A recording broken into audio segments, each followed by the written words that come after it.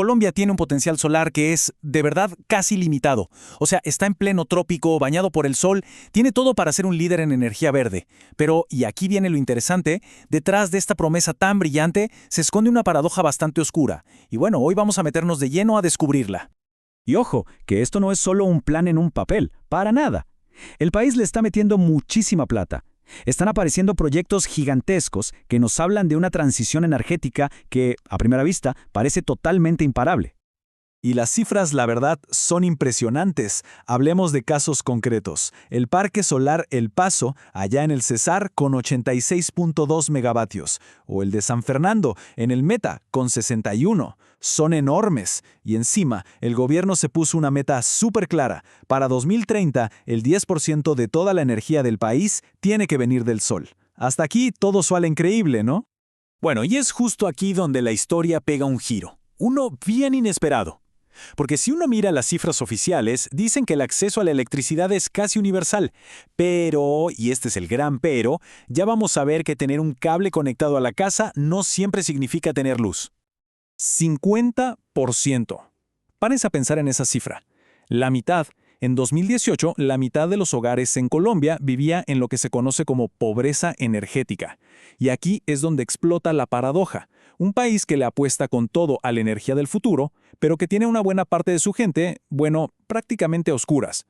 A ver, y es que pobreza energética no significa simplemente no tener electricidad. No, significa tener un servicio tan, pero tan malo que te limita la vida. Estamos hablando de cortes de luz que en algunas zonas del país suman entre 38 y, escuchen esto, 800 horas al año. Hagan la cuenta, es como pasar 33 días enteros completos sin luz.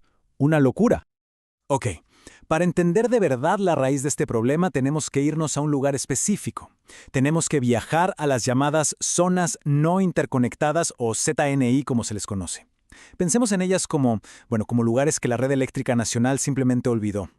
Y lo que es realmente impactante de este gráfico es la escala. O sea, no estamos hablando de un par de pueblos aislados, es más de la mitad del territorio colombiano. Para darnos una idea, es un área del tamaño de Francia que está desconectada de la red principal. Es que al final es como si existieran dos Colombias, con dos realidades energéticas completamente opuestas.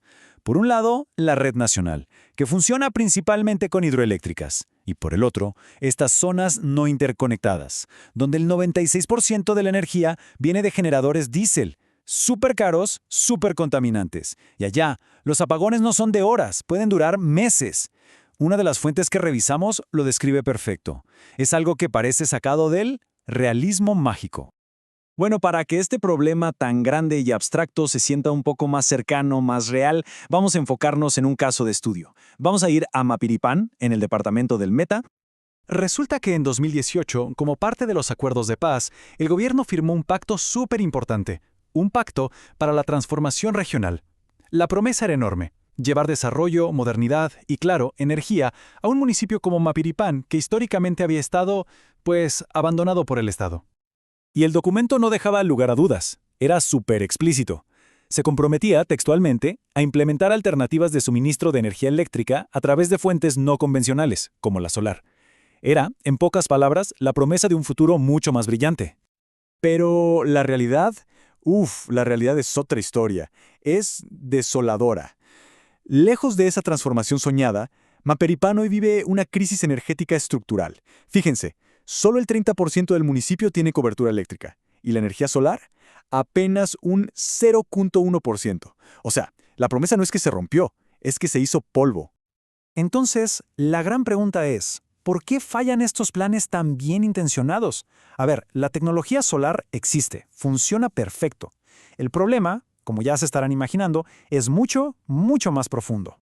Escuchen esta historia, porque resume la tragedia a la perfección. En el Amazonas se construyeron 3 plantas solares de tamaño mediano. Desde que las terminaron, no han generado ni un solo kilovatio de energía. Cientos de paneles solares, nuevecitos, simplemente se están oxidando a la intemperie. Es que es un monumento al fracaso del Estado, a la falta de coordinación, a la corrupción. Y cuando uno cree que la cosa no puede ser peor, se pone más oscura.